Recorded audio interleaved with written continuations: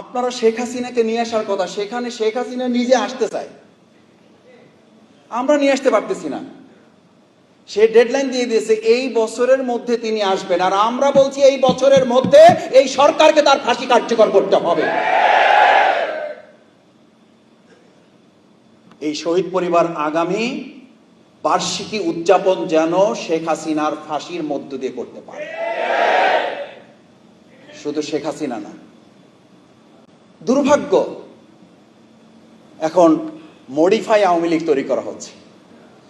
তাদেরকে আবার জামিন দেওয়ার জন্য সরকার, বিচার বিভাগ এবং কতিপয় বিচার কার্যের সাথে সম্পৃক্তরা প্রতিযোগিতায় লিপ্ত হয়েছে কে কত আগে তাদেরকে জামিন দিয়ে তাদের কাছে প্রিয় পাত্রে পরিণত হতে পারে।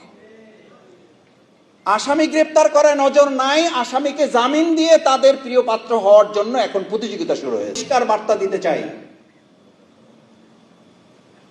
জাতীয় সংসদের সদস্য হয়েছে আমরা, এইটা আমাদের কাছে গুরুত্বপূর্ণ না। আমাদের কাছে গুরুত্বপূর্ণ হইল 2009 সাল বা 2008 সাল থেকে যে রাস্তা থেকে আমরা তৈরি হয়েছি, ওই রাস্তাই হচ্ছে আমাদের কাছে প্রিয়।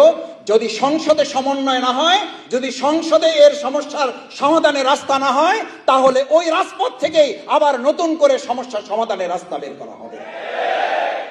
আমিরে জামাত বিরোধী দলীয় নেতা ডাক্তার শফিকুর রহমান খুব পরিষ্কার করে বলেছেন, যদি সংসদে এই জায়গায় সকল সমস্যার কেন্দ্রবিন্দু, সমাধানের কেন্দ্রবিন্দু এটা হয় আলহামদুলিল্লাহ, না হলে যেখানে মাননীয় স্পিকার বলে আমাদেরকে সময় নিতে হয়, আর মাননীয় স্পিকারও যখন বলে আপনার সময় শেষ, মাননীয় সংসদ সদস্য আপনি বসে যান, এই সংসদের বাইরেও কিন্তু একটা জায়গা বাংলাদেশে আছে যেখানে মাননীয় স্পিকারও বলা লাগে না, আর মাননীয় স্পিকারও বলে না মাননীয় সংসদ সদস্য আপনি বসেন, আপনার এখন এই কথা হা এবং নায়ে শেষ করে দেওয়া হবে।